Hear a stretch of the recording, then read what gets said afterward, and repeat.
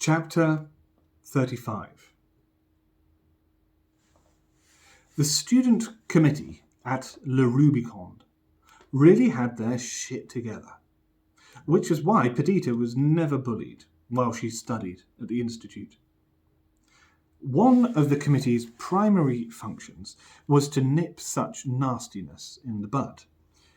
Parents didn't pay the astronomical fees of this world-famous boarding school only for their precious ones to get beaten up and mocked by their peers.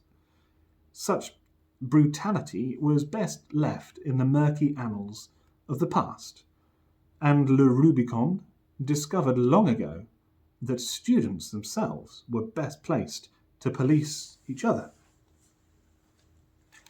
The student committee was a hive of ambition and competence. The young committee members were expected to become the future captains of industry, and they knew it. Their professional reputations began here, and they took their duties seriously. So, no matter how disagreeable Perdita was, no matter how awkward and contentious, the others held their tongues. The committee soon got wind of which students were likely to ruffle feathers, and they'd planned and strategized and networked and greased the cogs of their privileged young cohort in such a way as to minimize any actual aggression. Not that Perdita went unchallenged. No, that wouldn't be on either. You couldn't go around spouting the kind of anti-establishment, revolutionary nonsense Perdita did and get off scot-free. No. But the clear-minded response to her adolescent ravings ought to be a mature and rational response. That was the Rubicon way. Yes, she wound people up. Yes, she made them feel uncomfortable. Yes, she was a royal pain in the arse at the debate club, during history classes, English literature, drama, always with the social upheaval and the anarchy and the redistribution of blah, blah, blah. God, she was predictable. God, she was obstinate. And good God, she was naive. Without the committee's interventions, Perdita would have been a social outcast, sneered at, taunted, shunned. Who amongst her classmates wouldn't have loved to unleash the sharp crack of their contempt? But they were smarter than that. You'd have been hard-pushed to find a smarter bunch of teenagers. Genetically modified as they were, physically and mentally, their enhanced IQ, excellent education, and general sense of entitlement enabled them to argue against her ultra-leftist sensibilities rapidly and fluently. Perdita was a distraction, a time-wasting detour from the main substance of their scholarly discussions. Her interference always revolved around some tired, radical cliché that for some reason the girl just never moved past. Still, never a hurtful word was cast, never an unkind remark made. Her eyeline was never hidden anywhere awkward, her food never spat on. She wasn't pushed in anger or tripped over in spite. Yes, the student committee at La Rubicon really had their shit together. They considered Perdita one of their major achievements. It wasn't her extreme left-wing opinions that were the problem.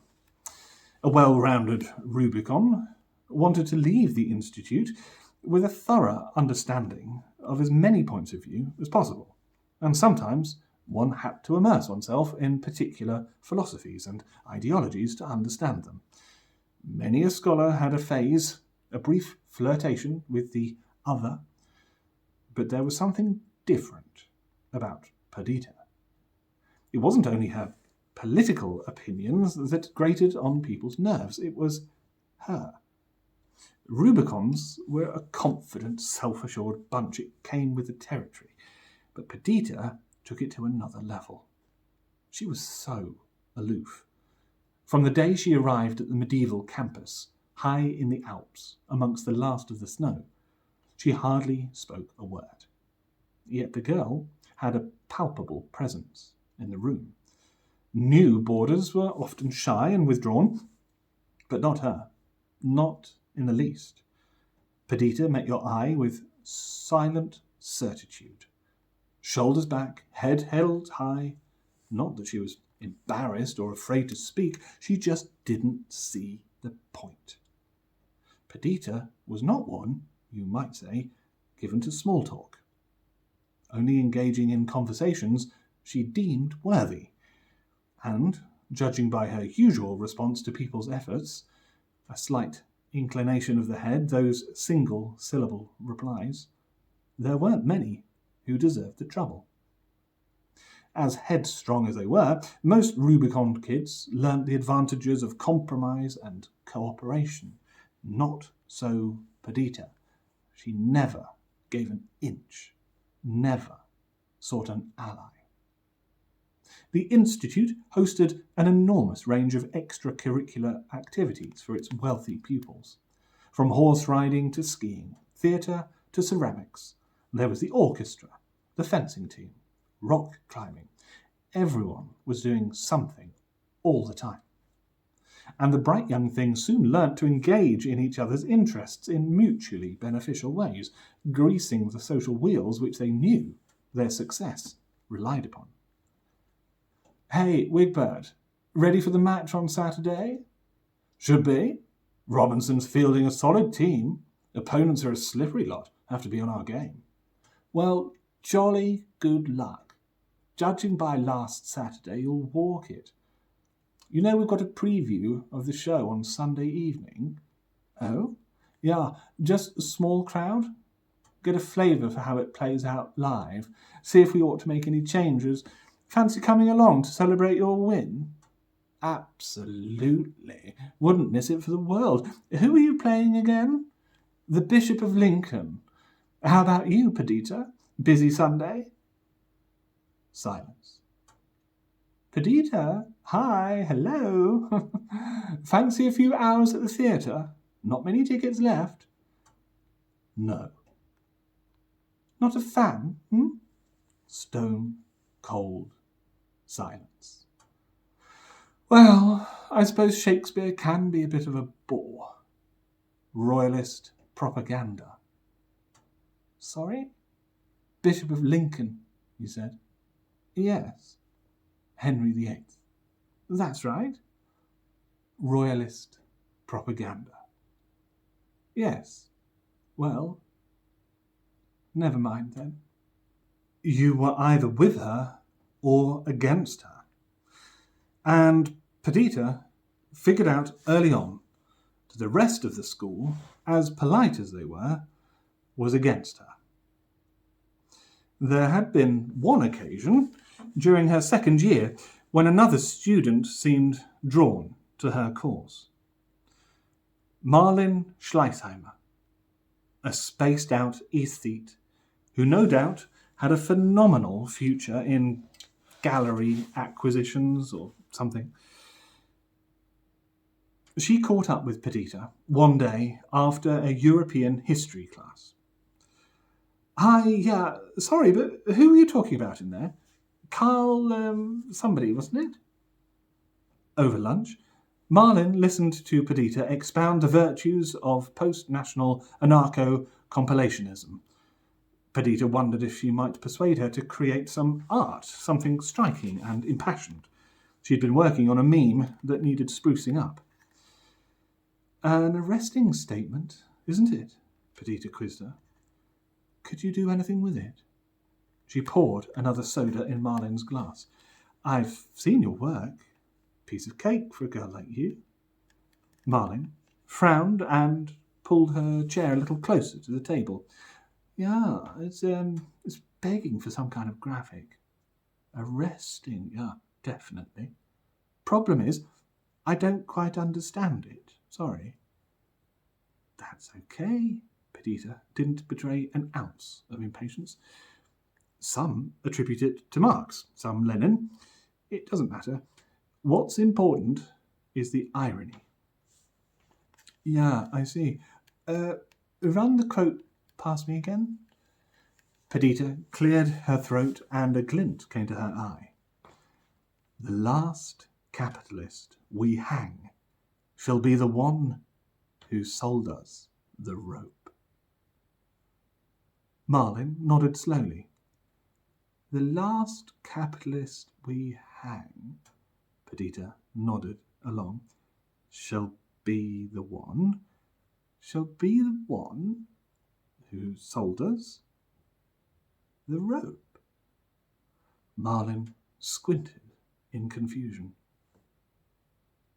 The rope? Yes, the rope. The one used to hang him. Quite correct. What I don't get is why that's such a bad thing for the capitalist. Really? This pig is the last of his kind and he's being executed. Yes, but he has made a profit from it. Marlin, he's going to die. Sure, but at this stage, it sounds like he's dead whatever happens. Doesn't this kind of make him a martyr? His last act is one of defiance. The fellow's estate will actually make a profit from his anti-capitalist executioners. He's lured them into an act of hypocrisy, even as they end his life. Perdita gathered her things and put her jacket on. Are you going? Yes. So we're not doing this meme, then? No, we're not. Are you all right, Perdita? I'm fine. See you around.